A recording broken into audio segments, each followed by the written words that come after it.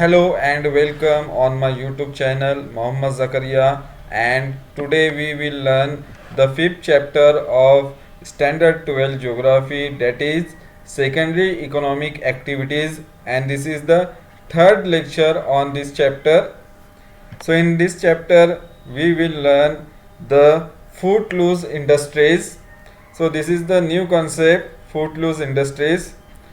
A footloose industry does not have a strong locational preference because the resources, production, skills, and consumers on which it depends can be found in numerous places. So footloose industries में इससे पहले हमने जो देखा था the factors affecting the location of industries. तो location of industries means अगर हमें कोई भी इंडस्ट्रीज को इस्टेब्लिश करना है, डेवलप करना है, तो उस पर बहुत सारे फैक्टर्स जो है वो अफेक्ट करते हैं. For example climate, then capital, labour, raw material. So these are the factors that affect the industrial location, but the footloose industries are those industries on which the factors does not affect on the location of footloose industries. Means जो footloose industry होती है उसे हम कहीं पर भी develop कर सकते हैं, उस पर ना ही फिजिकल फैक्टर्स अफेक्ट करते हैं और ना ही जो इकोनॉमिक फैक्टर से उनका कोई इम्पैक्ट उन पर पड़ता है. यानी कि इन पर हम जहाँ चाहे उन्हें इस्टेब्लिश या डेवलप कर सकते हैं किसी भी एरिया के अंदर. तो इसकी मेन रीज़न क्या है? तो इसके फूटलूज इंडस्ट्री का कोई स्ट्रॉन्ग लोकेशनल प्रेफरेंस नहीं रहता, यानी कि कहीं उनकी फिक्स लोकेशन नहीं रहती है. वो अपनी मर्जी से जहाँ चाहे वो मार्केट एरिया में भी जो है अपनी इंडस्ट्रीज़ को डेवलप कर सकते हैं, या जहाँ पर रॉ मटेरियल अवेलेबल हो उस एरिया में भी वो चाहे तो इंडस्ट्रीज को जो है वो लोकेट कर सकते हैं. Because the resources, production, skill and consumer on which it depends can be found in numerous place. तो जो भी चीज़ों पर डिपेंड होती है इंडस्ट्रीज, फॉर एग्जांपल जो रिसोर्सेज होते हैं, प्रोडक्शन स्किल होती है, और जो कंज्यूमर रहते हैं वो बहुत सारी जगहों पर मौजूद होते हैं, can be found in numerous place. तो इसलिए ये इंडस्ट्री कहीं पर भी वो इस्टेब्लिश कर सकते हैं. सच ए कंपनी में relocate any time, hence they term फूटलूज.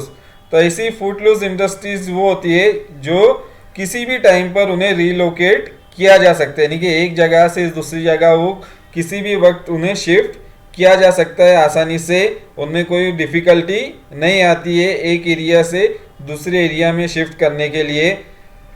और जो हैवी इंडस्ट्रीज रहती है उसे हम इजीली शिफ्ट नहीं कर सकते, बट जो फूटलूज इंडस्ट्री रहती है हम उसे इजीली एक इलाके से दूसरे इलाके के अंदर जो है वो शिफ्ट कर सकते हैं.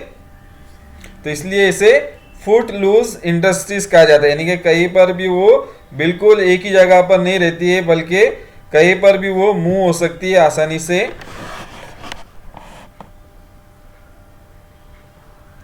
The internet and other forms of advanced communication technology have made location completely detached from both resource and market consideration.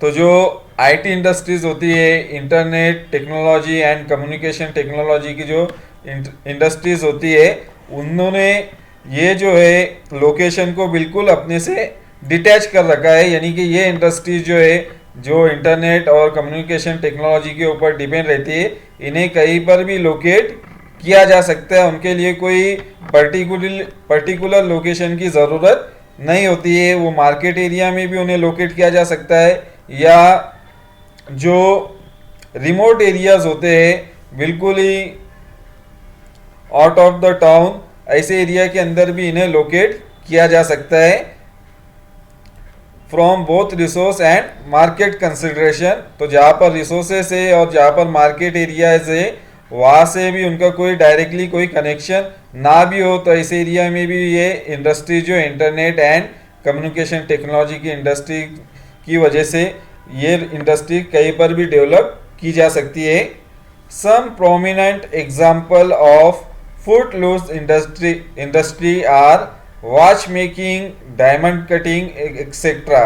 तो जो फूटलूज इंडस्ट्रीज के एग्जाम्पल है वो है वॉच मेकिंग इंडस्ट्री जो रहती है, जो वॉचेस बनाती है, तो ये भी इंडस्ट्रीज को कहीं पर भी लोकेट किया जा सकता है। फॉर एग्जांपल मार्केट एरिया में भी इंडस्ट्री जो है वो बनाई जा सकती है, या जहाँ पर रॉ मटेरियल अवेलेबल हो वहाँ पर भी इंडस्ट्री जो है वो फॉर्म की जा सकती है। और इसी तरह से जो डायमंड कटिंग इंडस्ट्रीज है, इसे भी कहीं पर भी हम जो है इस्टेब्लिश कर सकते हैं, मार्केट एरिया में भी कर सकते हैं, या जहाँ पर रॉ मटेरियल्स अवेलेबल हो तो उस एरिया के अंदर भी डायमंड कटिंग इंडस्ट्री को हम डेवलप कर सकते हैं। Like the inputs the output is light weight and can be easily transported to the markets. तो फूटलूज इंडस्ट्रीज के जो प्रोडक्ट होते हैं, तो जो उनका आउटपुट होता है निकलता फिनिश प्रोडक्ट, वो बेसिकली लाइट वेट होता है, वो वजन में हल्का होता है, जिसकी वजह से उन्हें हम इजीली ट्रांसपोर्ट कर सकते हैं मार्केट एरियाज के अंदर। फॉर एग्जांपल जो वॉच मेकिंग इंडस्ट्रीज है, तो वॉच जो है ये भी लाइट वेट प्रोडक्ट है, और जो डायमंड है वो भी लाइट वेट प्रोडक्ट है, तो इसे हम इजीली जो है ट्रांसपोर्ट कर सकते हैं मार्केट एरियाज के अंदर।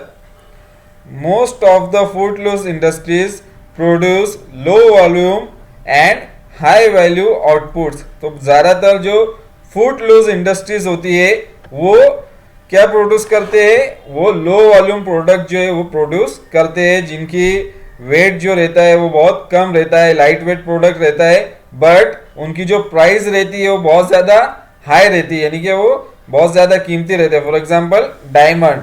तो इस तरह से ये इंडस्ट्रीज जो है इसे हम फूटलूज इंडस्ट्रीज कहते हैं, जो लो वॉल्यूम जो लाइट वेट प्रोडक्ट को प्रोड्यूस करते हैं और जिनकी वैल्यू जो रहती है वो बहुत ज़्यादा रहती है। In example 3 in try dish. तो इससे पहले हमने जो प्रीवियस लेक्चर था उसमें हमने एक एग्जाम्पल देखा था जिस पर हनी इंडस्ट्रीज के ऊपर क्वेश्चन दिया गया था कि वो कहाँ पर लोकेट करना चाहिए। जो ट्राई डिश एक्टिविटी थी, honey industry is a footloose industries. तो हनी इंडस्ट्री जो है वो भी एक फूटलूज इंडस्ट्री है, as its location is not related to weight of raw material और फिनिश प्रोडक्ट। तो जो हनी इंडस्ट्रीज है तो इसे हम कहीं पर भी लोकेट कर सकते हैं। फॉर एग्जांपल जहाँ पर हनी कॉम्ब अवेलेबल हो, जिस एरिया में फॉरेस्ट एरिया के जो नियर बाय एरिया है, तो उस एरिया में भी हम जो है हनी इंडस्ट्रीज को इस्टेब्लिश कर सकते हैं, बिकॉज जो रॉ मटेरियल उसमें यूज होता है और जो फिनिश प्रोडक्ट निकलता है हनी इंडस्ट्रीज के अंदर, उसका जो वेट होता है वो बिल्कुल ही इक्वल होता है, सेम वेट का प्रोडक्ट हमें हासिल होता है। जितना रॉ मटेरियल यूज होता है और उतना ही जो फिनिश प्रोडक्ट है वैक्स और हनी हमें मिलता है। तो इस इंडस्ट्री को हम जो है जहाँ पर रॉ मटेरियल अवेलेबल हो, हनी कॉम अवेलेबल हो, उस एरिया में भी हम उसे इस्टेब्लिश कर सकते हैं, या मार्केट एरिया में भी हम उसे इस्टेब्लिश कर सकते हैं हनी इंडस्ट्रीज को, क्योंकि जो ट्रांसपोर्टेशन कॉस्ट है वो रॉ मटेरियल का भी सेम आएगा और फिनिश प्रोडक्ट का भी सेम रहेगा, क्योंकि दोनों का वेट जो है कोई चेंजेस उसमें नहीं आते। इसलिए हम उसे मार्केट एरिया में भी इस्टेब्लिश कर सकते हैं हनी इंडस्ट्रीज को, या फिर जहाँ पर उसका सोर्स हो हनी कॉम का, उसके नियर बाय एरिया में भी हम हनी इंडस्ट्रीज को जो है वो इस्टेब्लिश कर सकते हैं। इसलिए इसे हम फूटलूज इंडस्ट्रीज कहते हैं।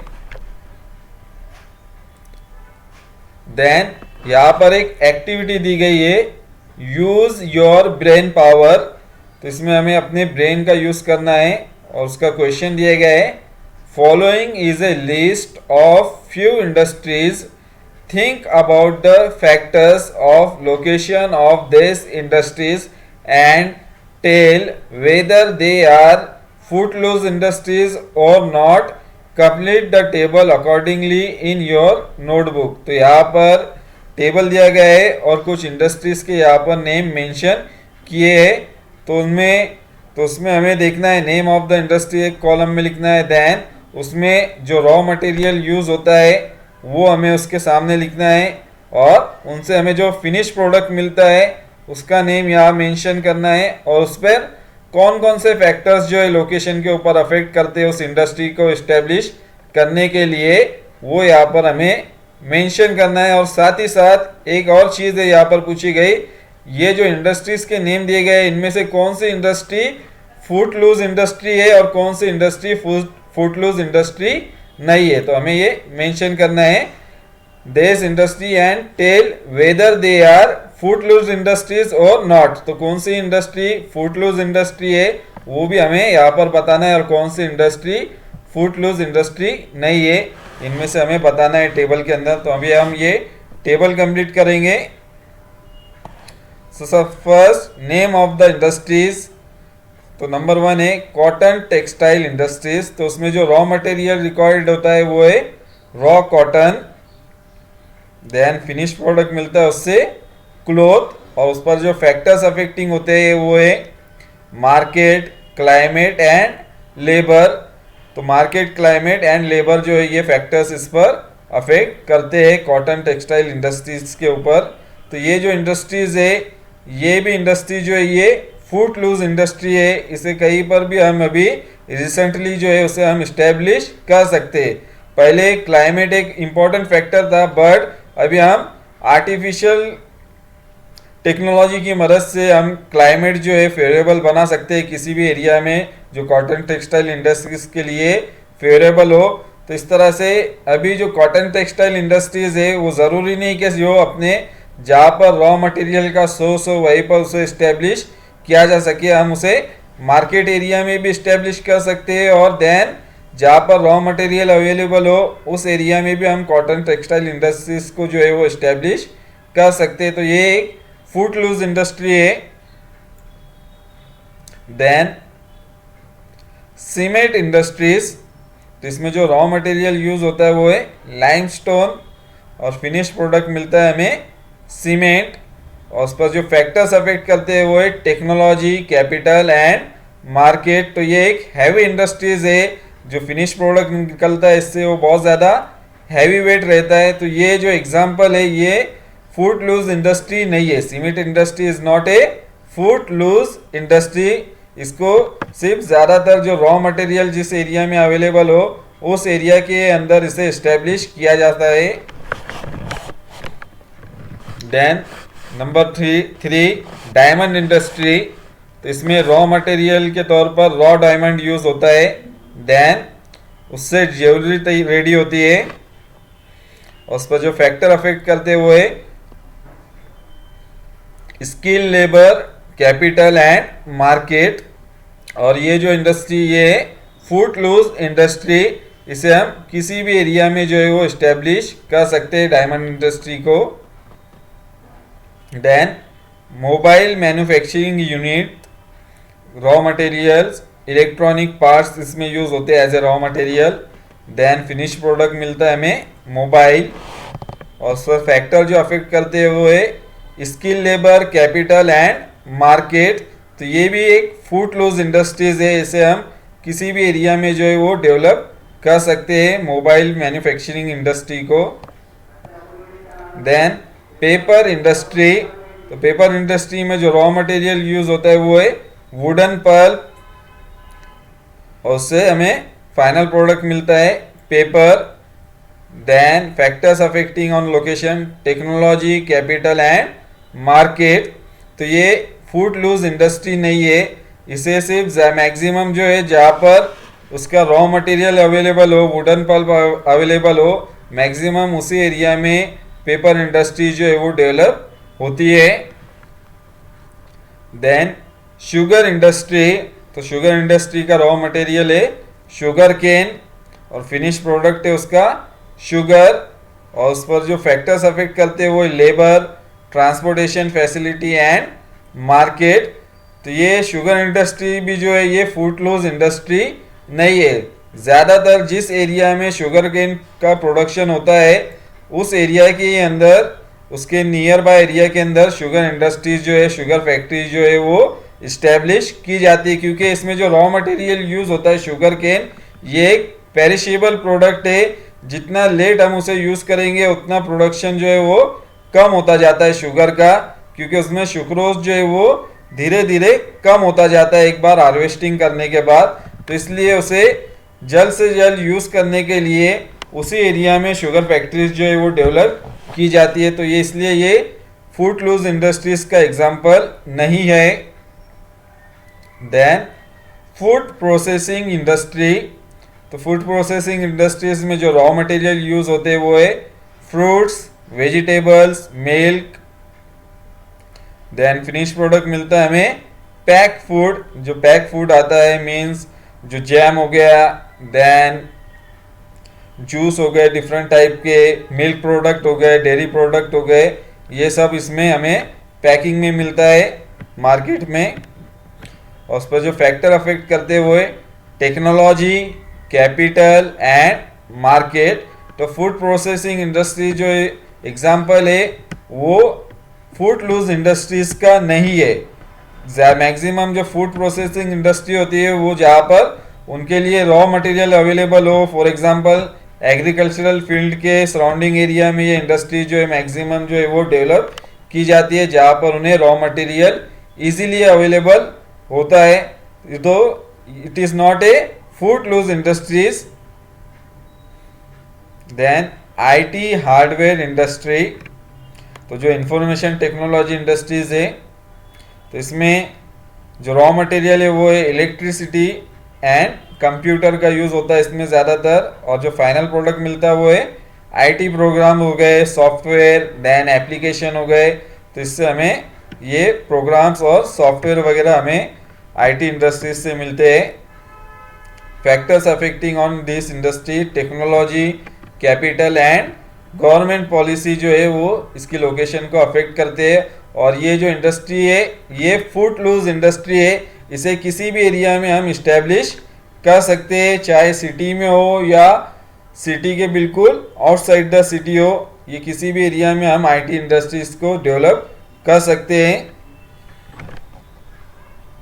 देन ऑयल रिफाइनरी, तो इसमें जो रॉ मटेरियल यूज होता है वो है क्रूड ऑयल यानी कि कच्चा तेल, और उससे हमें फाइनल प्रोडक्ट क्या मिलता है, पेट्रोल एंड डीजल मिलता है और केमिकल्स भी मिलते हैं। Factors affecting on location, technology, capital, government policy, transportation and market, ये सब फैक्टर्स इस पर अफेक्ट करते हैं। और this is not a footloose industry, ये फूड लूज इंडस्ट्रीज का एग्जाम्पल नहीं है। देन हेयर पिन्स इंडस्ट्री, तो हेयर पिन इंडस्ट्री में जो रॉ मटेरियल यूज होता है वो है प्लास्टिक एंड मेटल। तो हेयर पिन मैक्सिमम प्लास्टिक या मेटल से जो है वो बनाई जाती है। और फिनिश प्रोडक्ट मिलता है हमें हेयर पिन्स मिलते हैं उसके। और इस पे जो फैक्टर अफेक्ट करते हैं वो है लेबर एंड मार्केट। तो ये एक स्मॉल स्केल इंडस्ट्री रहती है, इसलिए हम इसे किसी भी एरिया में जो है वो इस्टेब्लिश कर सकते हैं, चाहे वो रॉ मटेरियल का एरिया हो जहाँ पर रॉ मटेरियल अवेलेबल हो, या फिर मार्केट एरिया में भी इस तरह की इंडस्ट्री को हम इस्टेब्लिश कर सकते हैं। So this is the example of footloose industries. तो इसमें से कुछ एग्जांपल फूड लूज इंडस्ट्री के और कुछ एग्जांपल जो है वो फूड लूज इंडस्ट्री के नहीं है जो अभी मैंने बताए। Then next point, industrial regions. So what is mean by industrial regions? Industries are unevenly distributed because the factors affecting industrial location are not the same everywhere. तो इंडस्ट्रियल रीजन जो है या इंडस्ट्रीज है आर अनइवनली डिस्ट्रीब्यूटेड, हर जगह हमें industries नहीं दिखाई देती है। किसी एरिया में बहुत ज़्यादा इंडस्ट्रियल डेवलपमेंट होता है तो कोई एरिया जो है बिल्कुल वहाँ पर इंडस्ट्री हमें दिखाई नहीं देती। तो ये क्यों होता है, because the factors affecting industrial location are not the same everywhere. तो जो फैक्टर्स होना चाहिए इंडस्ट्रियल लोकेशन के लिए वो हर जगह एक जैसे नहीं होते। जिन एरियाज के अंदर फेवरेबल फैक्टर्स हो इंडस्ट्रियल डेवलपमेंट के लिए उस एरिया में हमें ज़्यादा इंडस्ट्रीज मिलेंगी, और जहाँ पर फेवरेबल फैक्टर्स ना हो इंडस्ट्रीज के लिए उस एरिया में इंडस्ट्रियल डेवलपमेंट बहुत कम दिखाई देता है। तो इसलिए ये अनइवनली डिस्ट्रीब्यूशन है इंडस्ट्रीज का। Industries tend to concentrate in a few pockets because of earlier mentioned favorable factors. तो ज़्यादातर इंडस्ट्रीज जो है वो एक ही जगह पर उनका कॉन्सेंट्रेशन पाया जाता है, एक तरह से वो उनका पॉकेट बन जाता है इंडस्ट्रीज का, एक ही एरिया में बहुत सारी इंडस्ट्रीज जो है वो मौजूद होती है, तो इसे हम इंडस्ट्रियल रीजन कहते हैं। तो एक ही एरिया में एक पॉकेट की तरह बन जाता है इंडस्ट्रीज का, इसे हम इंडस्ट्रियल रीजन भी कह सकते हैं या इंडस्ट्रियल पॉकेट्स भी उन्हें कहा जाता है। तो जहाँ पर बहुत सारी इंडस्ट्रीज एक ही जगह पर कॉन्सेंट्रेट होती है because of earlier mention favourable factors. तो इस एरिया के अंदर इंडस्ट्री के लिए बहुत ज़्यादा फेवरेबल फैक्टर्स मौजूद होते हैं। फॉर एग्जांपल फेवरेबल क्लाइमेट होता है, ट्रांसपोर्टेशन फैसिलिटी होती है, then availability of water and power supply होता है, देन लेबर होते हैं वहाँ पर। तो इस तरह से ऐसे रीजन के अंदर इंडस्ट्रियल एरिया जो है वो बहुत ज़्यादा डेवलप होते हैं जहाँ पर फेवरेबल फैक्टर्स अवेलेबल हो इंडस्ट्रीज के लिए। The pockets having high concentration of industries are known as industrial regions. तो जो इंडस्ट्रियल पॉकेट्स होते हैं जहाँ पर बहुत ज़्यादा कॉन्सेंट्रेशन होता है इंडस्ट्रीज का, उन्हें हम क्या कहते हैं? इंडस्ट्रियल रीजन्स उन्हें कहा जाता है। फॉर एग्जांपल MIDC एरिया हो गए, महाराष्ट्र के अंदर बहुत सारे सिटीज़ के अंदर वो डेवलप हो गए, तो ये सब इंडस्ट्रियल रीजन कहलाते हैं जहाँ पर एक ही जगह पर बहुत सारी इंडस्ट्रीज जो है वो मौजूद होती है। Major industrial regions of the world, तो दुनिया के जो बहुत ज़्यादा बड़े इंडस्ट्रियल एरिया है उनके बारे में हमें देखना है। Industrial regions are those areas where concentration of industries has occurred due to favorable geo-economic condition।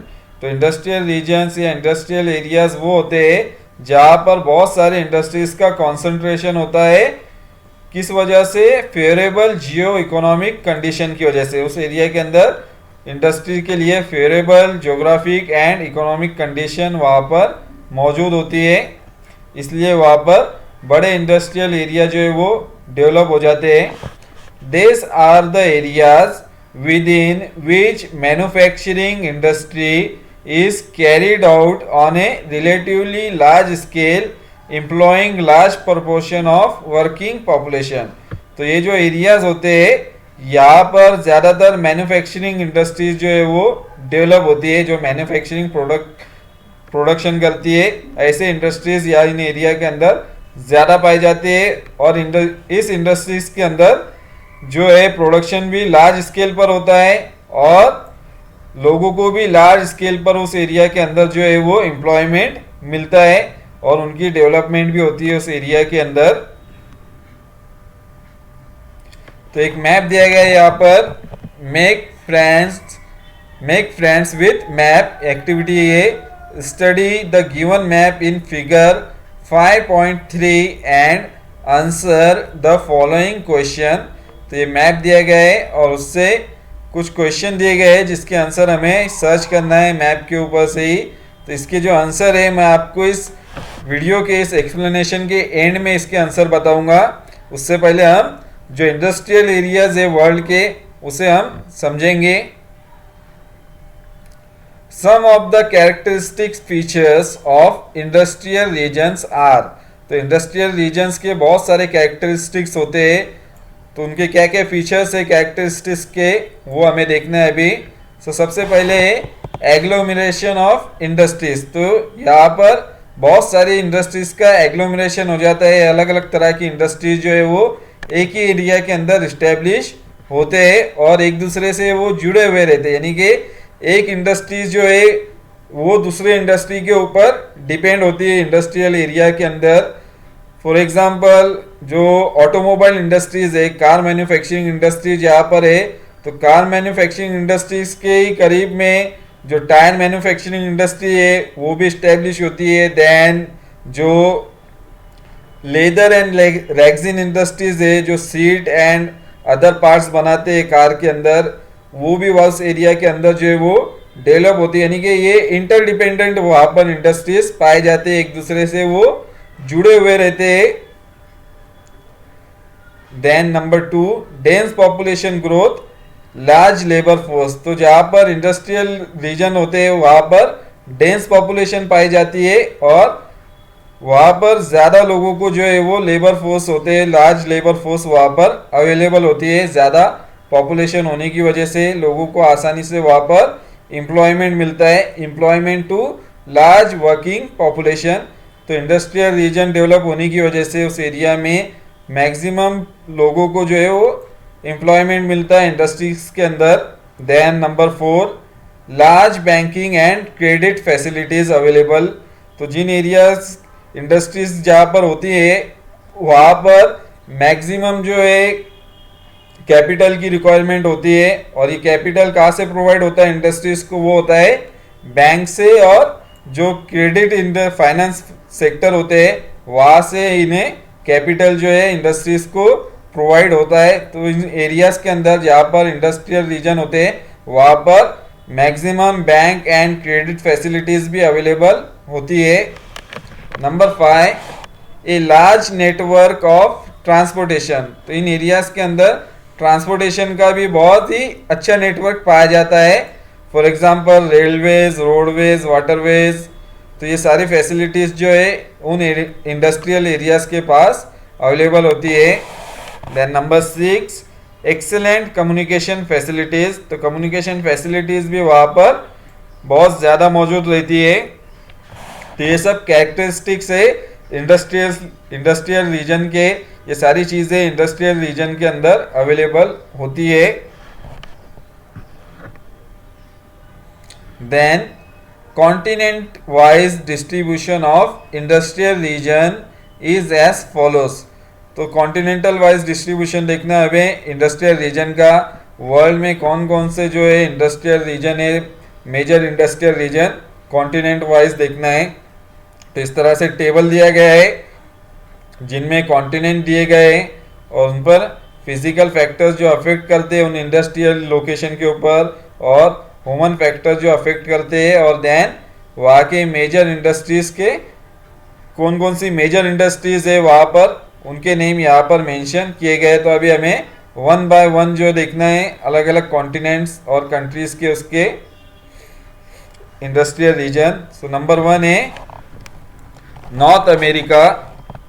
तो नॉर्थ अमेरिका के जो मेजर इंडस्ट्रियल रीजन है वो है United states of America and the reason adjoining Canada, the new England reason, New York, mid Atlantic reason, mid western region, north eastern region, southern reason, western region. तो ये सब यहाँ के इंडस्ट्रियल रीजन है North America के, जिनमें USA है, Canada के बहुत सारे पार्ट है।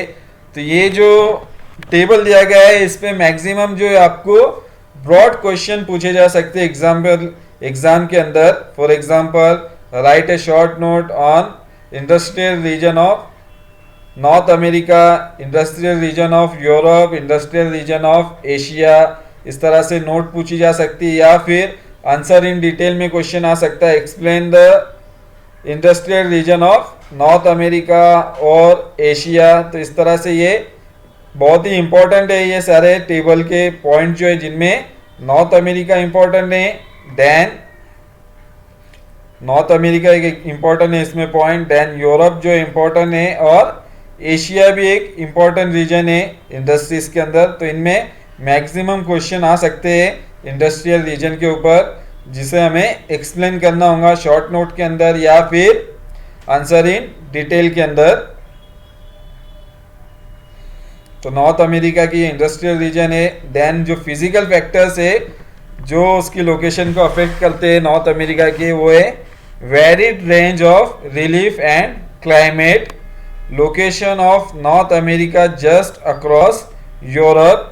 तो यहाँ पर जो रिलीफ फीचर्स है और क्लाइमेट जो है वो फेवरेबल पाया जाता है इंडस्ट्रीज के लिए, और जो लोकेशन है नॉर्थ अमेरिका के वो बिल्कुल यूरोप के अक्रॉस है। दोनों जो है एक दूसरे से बिल्कुल अटलांटिक ओशन से जुड़े हुए हैं। Rich reserves of mineral resources यहाँ पर बहुत ज़्यादा पाए जाते हैं। Agricultural products use as raw material, तो एग्रीकल्चरल प्रोडक्ट भी इसमें इंडस्ट्रीज के अंदर रॉ मटेरियल के तौर पर यूज़ किए जाते हैं। Large rivers and Great Lakes, तो यूएसए की जो है लार्ज रिवर्स जो है और जो ग्रेट लेक्स है ये भी इंडस्ट्रियल डेवलपमेंट में बहुत ज़्यादा इम्पोर्टेंट है। इनकी वजह से वहाँ पर बहुत ज़्यादा इंडस्ट्रियल डेवलपमेंट हुआ है। तो इसमें जो रॉ मटेरियल को आसानी से वाटरवेज के तौर पर ट्रांसपोर्ट किया जाता है और फिनिश प्रोडक्ट को भी वाटरवेज के ज़रिए जो है एक जगह से दूसरी जगह पर पहुंचाया जा सकता है। देन ब्रोकन कोस्ट लाइन है यूएसए की नॉर्थ अमेरिका कॉन्टिनेंट की, जिससे वहाँ पर पोर्ट फैसिलिटी अवेलेबल है। तो ये फिजिकल फैक्टर्स है। Then availability of huge capital, communication, export facility, तो यहाँ पर कैपिटल जो है लार्ज स्केल पर अवेलेबल है। Then good communication facility available है और चीप एंड स्किल लेबर यहाँ पर अवेलेबल है यूएसए और कनाडा के अंदर। वास्ट मार्केट, तो यहाँ पर बड़ा मार्केट अवेलेबल है वर्ल्ड में। Then development of inland water, rail transport and ports, तो यहाँ पर जो इनलैंड ट्रांसपोर्टेशन है फॉर एग्जांपल वाटरवेज, रेलवेज, तो ये और पोर्ट्स भी बहुत ज़्यादा वहाँ पर अवेलेबल है, जिसकी वजह से इंडस्ट्रियल डेवलपमेंट को बहुत ज़्यादा फ़ायदा मिलता है और ये फेवरेबल फैक्टर्स है इंडस्ट्रियल डेवलपमेंट के लिए। देन मेजर इंडस्ट्रीज, तो कौन कौन से प्रोडक्ट्स वहाँ पर प्रोड्यूस किए जाते हैं वो है food and beverages, automobiles, aircraft, metal fabrication, petrochemical industries, steel industries, telecommunication industries, chemicals and electronics industries, consumer goods, wooden industry and heavy chemical etceteras. तो ये सारे इंडस्ट्रीज जो है यहाँ पर यूएसए में ये इंडस्ट्रीज मौजूद है जो बहुत ही ज़्यादा प्रोडक्शन इनका किया जाता है नॉर्थ अमेरिका कॉन्टिनेंट के अंदर। देन यूरोप, तो यूरोप के 3 इंपॉर्टेंट रीजन है इंडस्ट्रियल रीजन। फर्स्ट है वेस्टर्न यूरोपियन रीजन, तो वेस्टर्न यूरोपियन रीजन में जो एरिया है वो है रूहर रीजन इन जर्मनी, तो रूहर जो है ये रिवर है जर्मनी की, and France, parts of great Britain and Italy. तो ये वेस्टर्न यूरोप में इस एरिया के अंदर ये इंडस्ट्रियल रीजन जो है वो फैला हुआ है, जिनमें जर्मनी है, फ्रांस है, great Britain means England and Italy, ये सारे कंट्रीज के अंदर ये इंडस्ट्रियल एरिया जो है वो मौजूद है।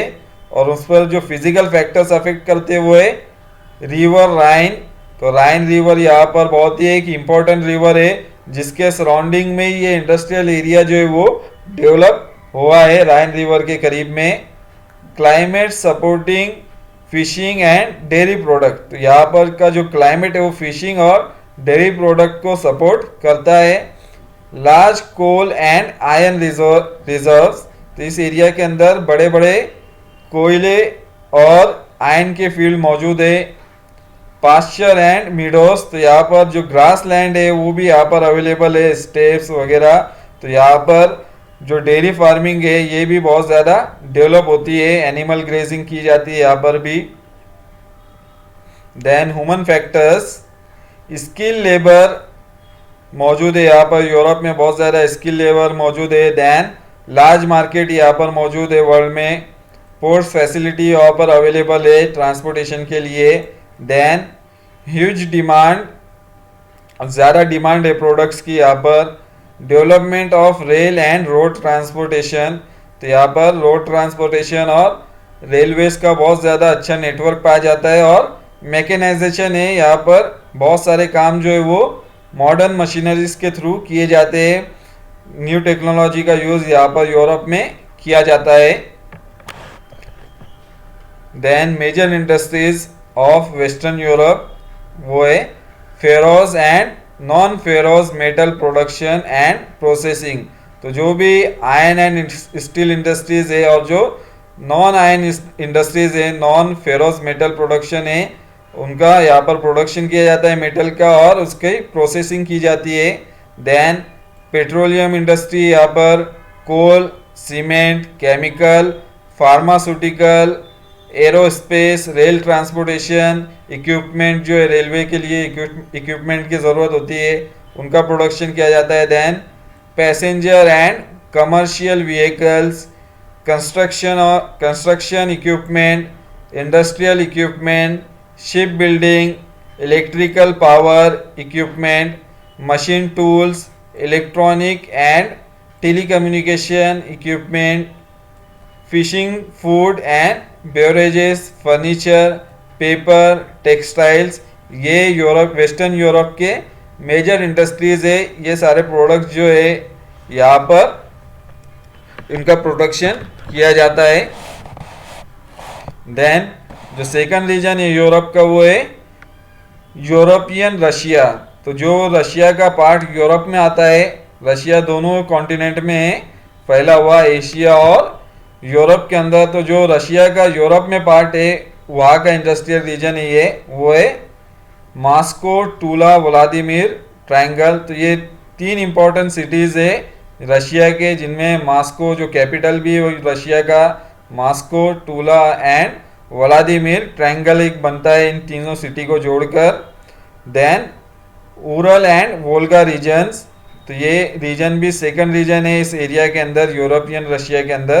तो इन दोनों ही रीजन के अंदर लार्ज इंडस्ट्रियल एरिया यहाँ पर मौजूद है। और जो फिजिकल फैक्टर्स है वहाँ पर वो है favourable location near oil field. तो जहाँ पर ऑयल मौजूद है ये उसके करीब में मौजूद है बिल्कुल ये एरिया।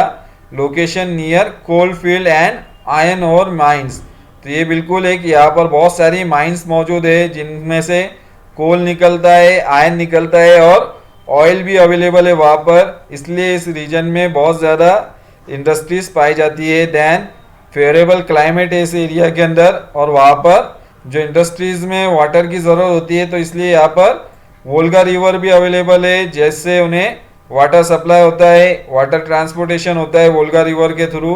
तो ये फेवरेबल यहाँ पर फिजिकल फैक्टर अवेलेबल है।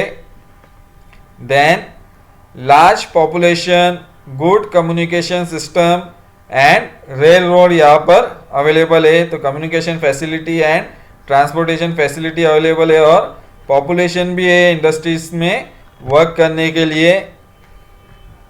Then machine tools, refineries, textile, electricals, automobile etcetera, agricultural machinery, chemicals, ये सब यहाँ की मेजर इंडस्ट्रीज है। ये सारी इंडस्ट्रीज यहाँ पर अवेलेबल है। जो थर्ड रीजन है वो है अदर रीजन्स, रशिया के जो अदर रीजन है यूरोप के। तो यूरोप में जो है स्कैंडिनेवियन कंट्रीज, जिनमें है स्कैंडिनेवियन कंट्रीज में नॉर्वे, फिनलैंड, डेनमार्क, ये सारी कंट्रीज आती है। और जो सेकंड रीजन है वो है स्विट्जरलैंड एंड पोलैंड।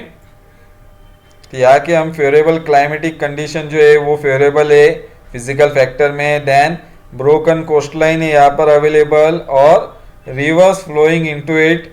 और रिवर्स भी जो है बिल्कुल कोस्ट लाइन से जुड़े हुए हैं, जिससे इनलैंड वाटरवेज की भी फैसिलिटी उन्हें मिलती है फ्रॉम कोस्टल एरिया। और लो टेम्परेचर रहता है, फेवरेबल टेम्परेचर रहता है और कॉनिफोरस फॉरेस्ट यहाँ पर पाए जाते हैं, जिसमें लंबरिंग जो है वो लार्ज स्केल पर की जाती है इस एरिया में कॉनिफेरस फॉरेस्ट की वजह से, क्योंकि इसकी डिमांड मार्केट में बहुत ज़्यादा होती है। देन ह्यूमन फैक्टर्स जो है इसमें लिमिटेशन इन एग्रीकल्चर, तो यहाँ पर एग्रीकल्चर एक्टिविटी के लिए लिमिटेशन है। एग्रीकल्चर एक्टिविटी के यहाँ पर फेवरेबल क्लाइमेटिक कंडीशन अवेलेबल नहीं है, इसलिए ज़्यादातर जो लोग हैं वो इंडस्ट्रियल एक्टिविटी यानी कि सेकेंडरी एक्टिविटी से जुड़े हुए हैं। देन एडवांस टेक्नोलॉजी यहाँ पर है और लो पॉपुलेशन है इस एरिया की।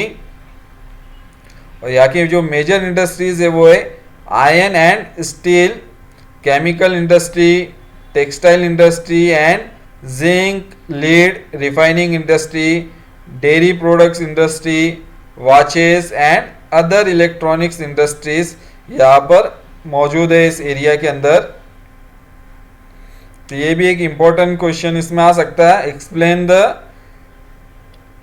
Major region industrial region of Europe.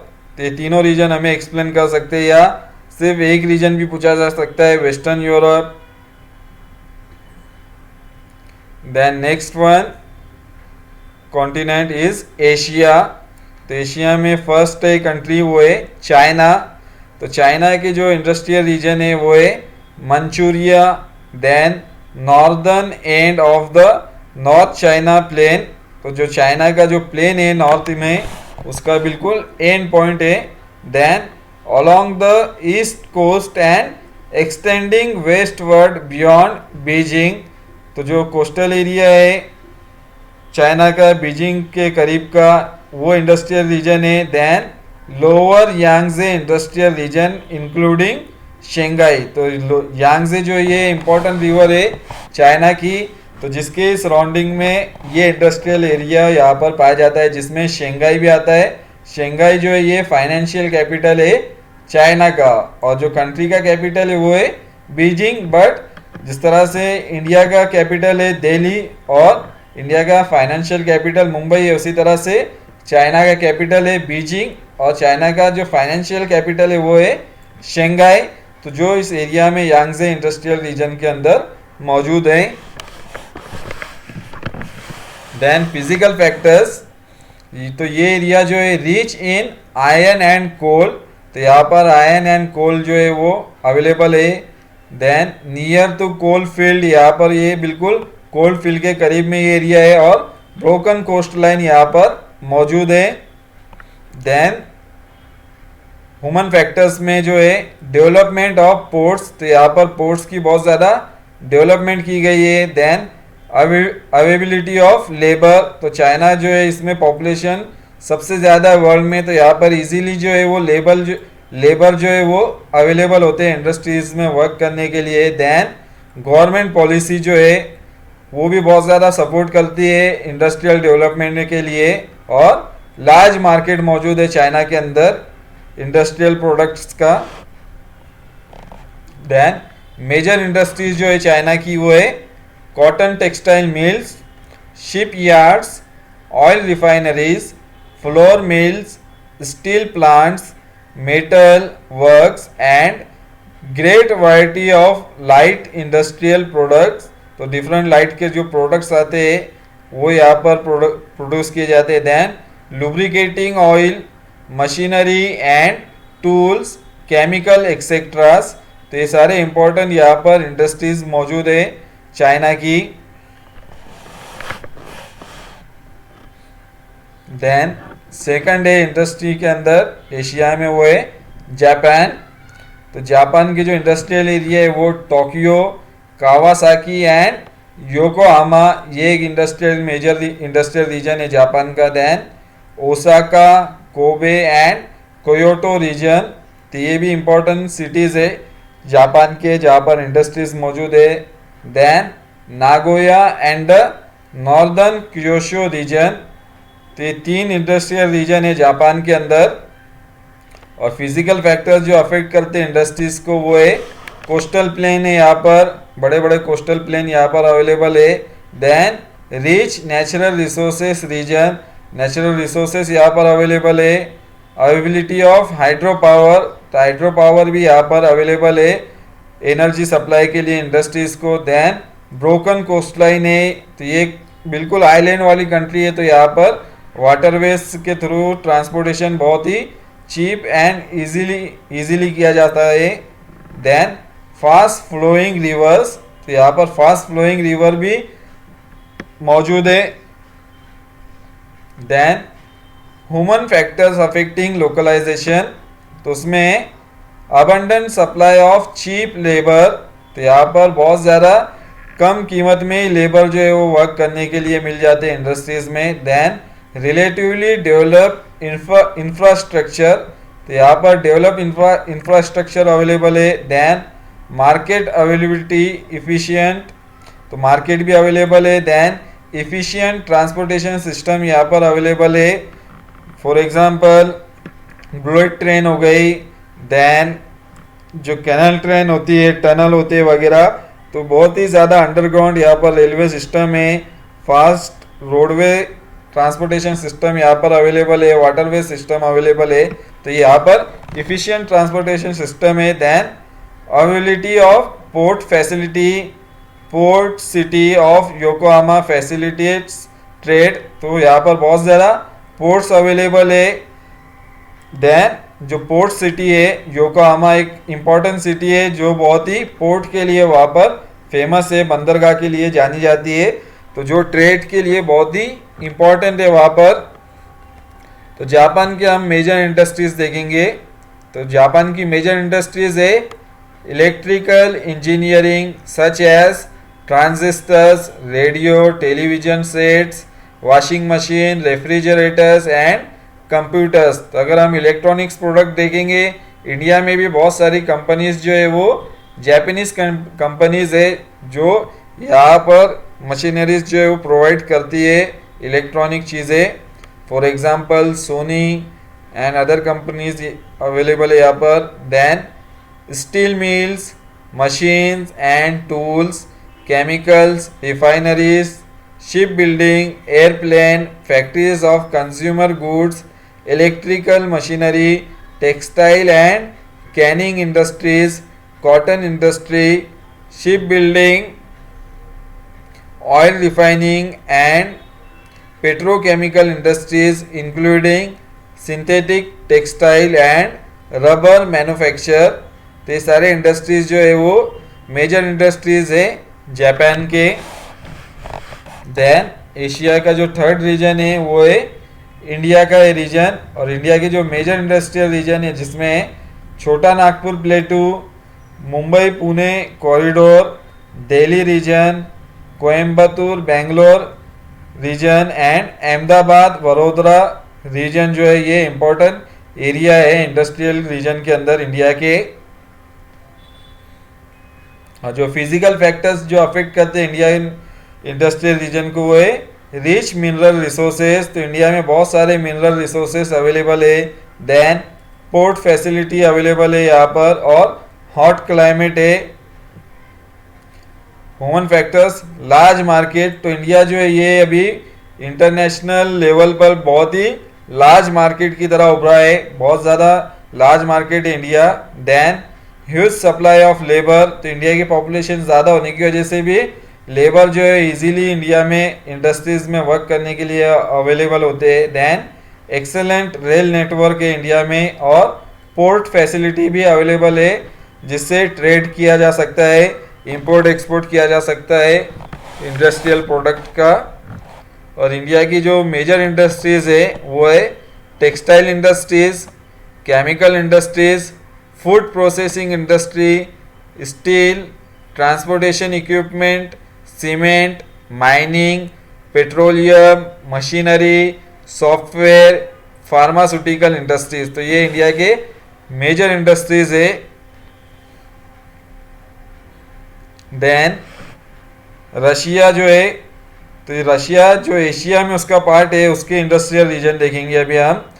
तो इंडिया में जो एशिया के जो रशिया है उसमें Siberia and north Caucasus industrial region, then Vladivostok industrial region, ये रशिया के इम्पोर्टेंट इंडस्ट्रियल रीजन है एशिया के अंदर।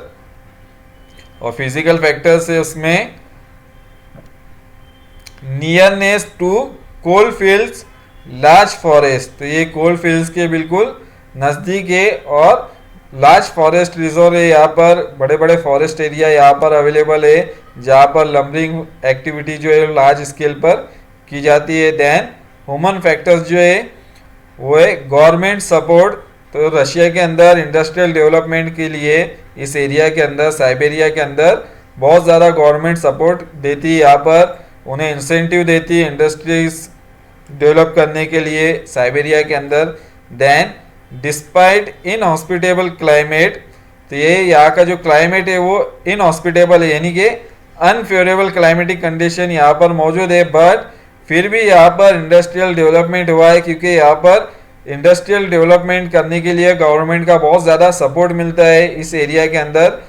चीप रेट में यहाँ पर लैंड तुम्हें प्रोवाइड किया जाता है इंडस्ट्रियलिस्ट को। देन वाटर सप्लाई किया जाता है, इलेक्ट्रिक सप्लाई किया जाता है इस एरिया के अंदर गवर्नमेंट की तरफ से, ताकि उस एरिया का भी डेवलपमेंट हो सके, साइबेरिया का।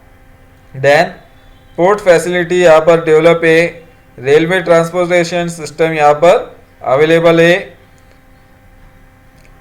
और इस एरिया की जो मेजर इंडस्ट्रीज है वो है production and transmission of oil and gas. तो यहाँ पर ऑयल एंड गैस का प्रोडक्शन और उसका ट्रांसमिशन किया जाता है बाय मींस ऑफ पाइपलाइन के थ्रू। इनका ट्रांसमिशन अलग अलग एरिया में किया जाता है।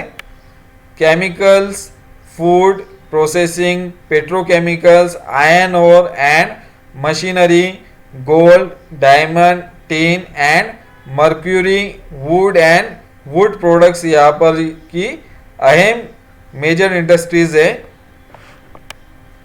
देन एशिया की जो अदर इंडस्ट्रियल रीजन है नंबर 5, वो है south Korea, Singapore, Hong Kong, Malaysia and Taiwan. ये भी इंपॉर्टेंट इंडस्ट्रियल रीजन है एशिया के।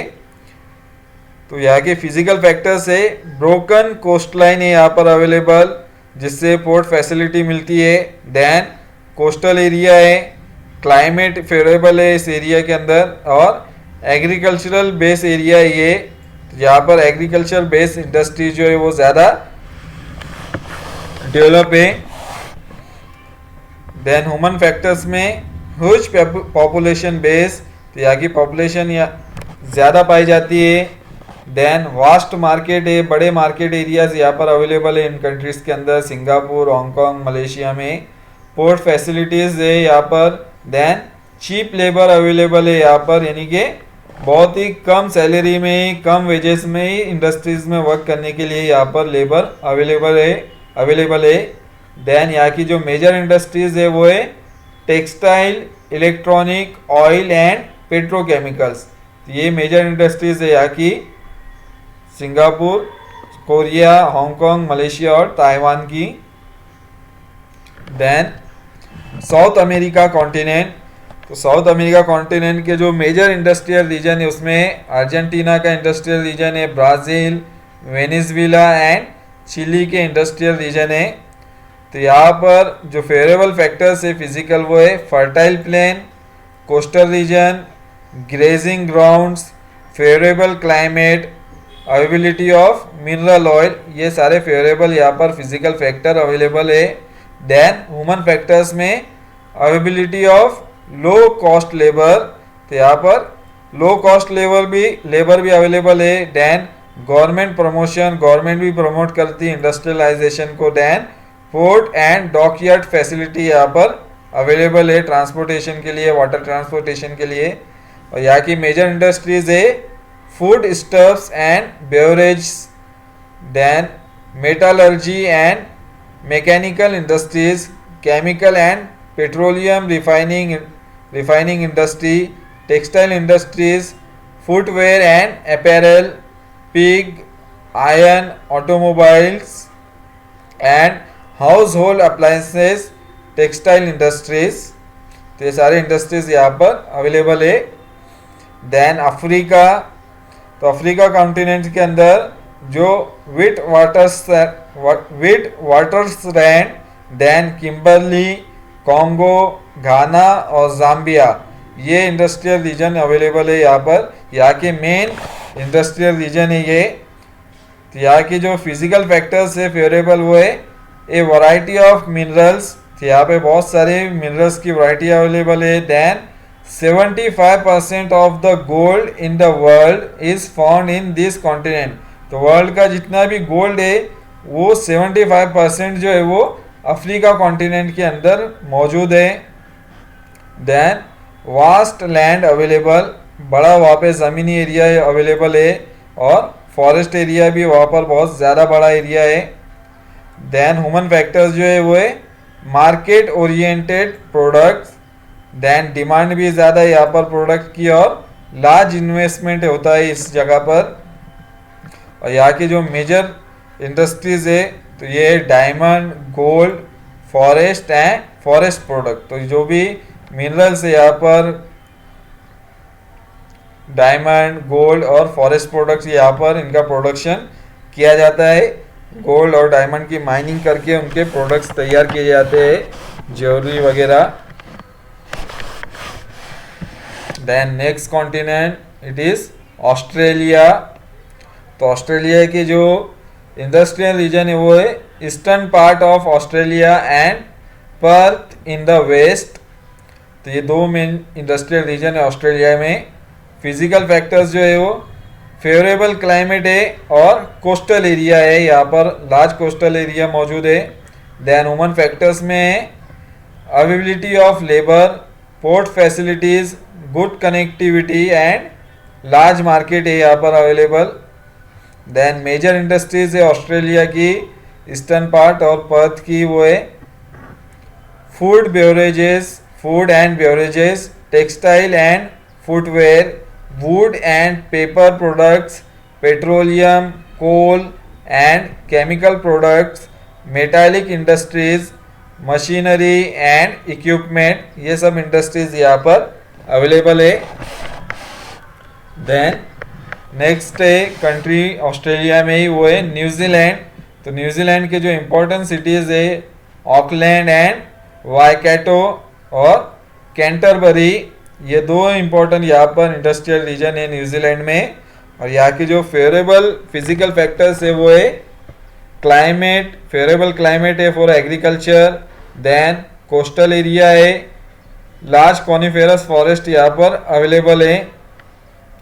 ह्यूमन फैक्टर में मैकेनाइजेशन, तो लार्ज स्केल पर मशीनरीज का यूज़ किया जाता है न्यूजीलैंड में। पोर्ट फैसिलिटी अवेलेबल है और गुड कनेक्टिविटी है, ट्रांसपोर्टेशन फैसिलिटी वहाँ पर बहुत ज़्यादा डेवलप है और न्यूजीलैंड में, जिसकी वजह से भी इंडस्ट्रियल रीजन डेवलप होते हैं। उसके बाद है मेजर इंडस्ट्रीज न्यूजीलैंड में वो है मीट एंड मीट प्रोडक्ट्स, तो जो मीट और मीट प्रोडक्ट्स बनाए जाते हैं। Then dairy products, woollen products, beverage, can fruits, timber, ये न्यूजीलैंड की इम्पोर्टेंट मेजर इंडस्ट्रीज है। ये कॉन्टिनेंटल वाइज डिस्ट्रीब्यूशन है इंडस्ट्रियल रीजन का वर्ल्ड की। उसके बाद जो एक्टिविटी दी गई थी मैप की, उसके आंसर हम देखेंगे। Make a friend with maps, study the given map in figure 5.3 and answer the following questions. तो अभी हम सबके आंसर यहाँ पर मैं बताऊंगा। सो फर्स्ट क्वेश्चन है in which hemisphere do you find more concentration of industries. तो कौन से हेमिस्फीयर में सबसे ज़्यादा इंडस्ट्रीज पाई जाती है, उनका कॉन्सेंट्रेशन कौन से हेमिस्फीयर में ज़्यादा है। तो यहाँ पे वर्ल्ड में हमारे दो हेमिस्फीयर है। जो हमारा इक्वेटर है 0 डिग्री लैटिट्यूड, तो यहाँ पर उसके नॉर्दर्न पार्ट में नॉर्दर्न हेमिस्फीयर और 0 डिग्री से जो साउथ का पार्ट है वो है सदर्न हेमिस्फीयर। तो अगर हम देखें मैप के अंदर तो ज़्यादातर कॉन्सेंट्रेशन जो इंडस्ट्रीज का हमें कहाँ पर दिख रहा है, वो दिख रहा है हमें नॉर्थ हेमिस्फीयर में, नॉर्दर्न हेमिस्फीयर में। तो our answer is in northern hemisphere we find the more concentration of industries. Then number 2, in which part of North America has the industrial region been mainly developed। तो northern America की कौन से part के अंदर हमें ज़्यादा industrial region जो है वो डेवलप दिखाई देता है। तो वो पार्ट है नॉर्थ ईस्टर्न रीजन। जो नॉर्थ ईस्टर्न कोस्टल एरिया है यहाँ पर नॉर्थ अमेरिका का, इस रीजन के अंदर हमें इंडस्ट्रियल डेवलपमेंट बहुत ज़्यादा दिख रहा है, जिसमें यूएसए और कनाडा का पार्ट मौजूद है।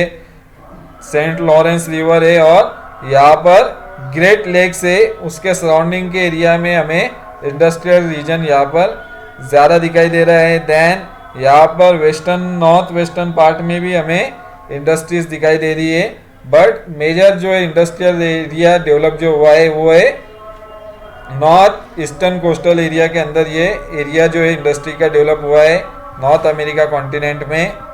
Then number 3, in which parts of Europe is concentration of industries mainly found, तो यूरोप के कौन से पार्ट के अंदर इंडस्ट्रीज का ज़्यादा कॉन्सेंट्रेशन हमें मिलता है दिखाई, तो वो पार्ट है इस जगह पर है यूरोप का इंडस्ट्रियल रीजन। इसमें है नॉर्थ वेस्टर्न पार्ट, तो यूरोप का जो नॉर्थ वेस्टर्न रीजन है इस एरिया में हमें इंडस्ट्रियल डेवलपमेंट ज़्यादा दिख रहा है। देन साउथ एंड सेंट्रल जो यूरोप है, यहाँ पर भी हमें सेंट्रल यूरोप के अंदर भी इंडस्ट्रियल डेवलपमेंट है, जिनमें जर्मनी, इटली जो साउथ में, यहाँ पर लग्जमबर्ग, ये सब कंट्रीज़ यहाँ पर मौजूद है। तो ये 3 एरियाज़ है यूरोप के, जिनमें है western Europe, then central Europe and south Europe. इस जगह पर इंडस्ट्रियल कॉन्सेंट्रेशन ज़्यादा है यूरोप के अंदर। Then number 4, why is less industrial development found in the other parts of African continent except coastal areas. तो अफ्रीकन कॉन्टिनेंट के अंदर हमें इंडस्ट्रियल डेवलपमेंट बहुत ही कम क्यों दिखाई देता है, कोस्टल एरिया को अगर हम छोड़ दे तो यहाँ पर अगर हम अफ्रीका कॉन्टिनेंट देखें तो इसका लार्ज एरिया जो है वो डेजर्ट एरिया है। सहारा डेजर्ट यहाँ पर है, कालाहारी डेजर्ट है, देन यहाँ पर नामीब डेजर्ट है। तो यहाँ पर बहुत मैक्सिमम एरिया जो है वो डेजर्ट है। देन यहाँ पर सवाना ग्रास लैंड है। तो जो एरिया जो है, जहाँ की जो लैंड सरफेस है वो इंडस्ट्रियल डेवलपमेंट के लिए अनफेवरेबल है। देन यहाँ का जो क्लाइमेट है वो भी बहुत ही ज़्यादा हॉट है, तो जिसकी वजह से भी यहाँ पर अनफेवरेबल क्लाइमेटिक कंडीशन पाई जाती है इंडस्ट्रियल डेवलपमेंट के लिए। देन वाटर सप्लाई जो है वो बहुत कम है, स्कार्सिटी ऑफ वाटर है। तो इंडस्ट्री को मैन्युफैक्चरिंग वर्क में भी वाटर सप्लाई की बहुत ज़्यादा रिक्वायरमेंट होती है, तो यहाँ पर स्कार्सिटी ऑफ वाटर भी है। तो जिसकी वजह से अफ्रीका कॉन्टिनेंट के अंदर इंडस्ट्रियल डेवलपमेंट जो है वो बहुत ही कम पाया जाता है। लिमिटेड एरिया में ही हमें इंडस्ट्री दिखाई देती है, घाना में, जाम्बिया में, देन किम्बरली एंड विट्सवर्थ-लैंड में यहाँ पर हमें इंडस्ट्रियल डेवलपमेंट दिखता है। बाकी एरिया में बहुत ही कम इंडस्ट्रीज हमें यहाँ पर दिखाई देती है, बिल्कुल नहीं के बराबर डेवलपमेंट है सेंट्रल पार्ट में अफ्रीका कॉन्टिनेंट में। Then number 5, in which part of India do you find concentration of industries.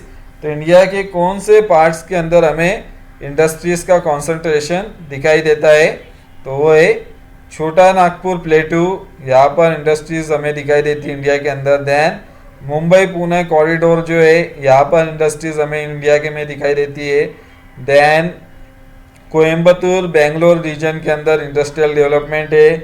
उसके बाद दिल्ली का जो पार्ट है यहाँ पर, वहाँ पर इंडस्ट्रीज है। देन अहमदाबाद वडोदरा का इंडस्ट्रियल रीजन यहाँ पर मौजूद है। तो यहाँ पर इस तरह से इंडिया में ये इंडस्ट्रियल रीजन हमें दिखाई देते हैं। Then number 6, why do you think coastal areas have higher concentration of industries. तो कोस्टल एरिया के अंदर हायर कॉन्सेंट्रेशन क्यों पाया जाता है, क्यों हमें लगता है कि कोस्टल एरिया के अंदर इंडस्ट्रीज का कॉन्सेंट्रेशन ज़्यादा है। तो उसका जो आंसर है वो है coastal areas have better ports and inland water transportation. तो जो जहाँ पर भी कोस्टल एरियाज है वो प्रोवाइड करते हैं port facility and water transportation facility, जिससे हम इजीली जो भी इंडस्ट्रियल प्रोडक्ट है उनका इंपोर्ट एक्सपोर्ट कर सकते हैं अदर कंट्रीज से। ये वाटरवेज के थ्रू जुड़े हुए रहते हैं। देन इनलैंड वाटरवेज के थ्रू भी कोस्टल एरिया जो है वो जुड़े हुए रहते हैं, जिसकी वजह से ये चीप ट्रांसपोर्टेशन सिस्टम प्रोवाइड करते हैं कोस्टल एरिया।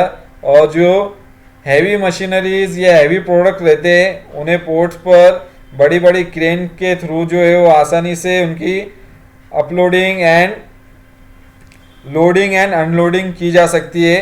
तो इसलिए जो मेजर कोस्टल एरियाज है यहाँ पर लार्ज स्केल पर जो है हमें इंडस्ट्रीज दिखाई देती है बड़ी बड़ी।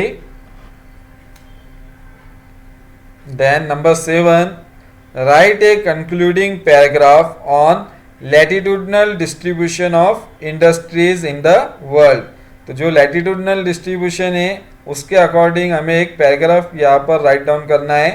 तो हमने जैसे पहले ही देखे तो मैक्सिमम इंडस्ट्रीज जो है हमें वो अगर हम लैटिट्यूडनल के अकॉर्डिंग देखें तो वो नॉर्दर्न हेमिस्फीयर में हमें लैटिट्यूड्स में ज़्यादा यहाँ पर हमें इंडस्ट्रियल डेवलपमेंट इंडस्ट्रियल रीजन यहाँ पर दिखाई देते हैं, जिनमें 30 डिग्री जो लैटिट्यूड है नॉर्दर्न हेमिस्फीयर में 30 degree north to 50 degree north का जो यहाँ पर हमें 60 डिग्री नॉर्थ का लैटिट्यूड है, इसके मिडल में ज़्यादातर इंडस्ट्रियल रीजन जो है वो पाए जाते हैं नॉर्दर्न हेमिस्फीयर में। अगर सिर्फ हम साइबेरिया रीजन को छोड़ दे तो बाकी जितने मैक्सिमम इंडस्ट्रीज है वो इस एरिया के अंदर मौजूद है, जिनमें North America, then European region है, चाइना है, इंडिया का भी कुछ पार्ट है यहाँ पर।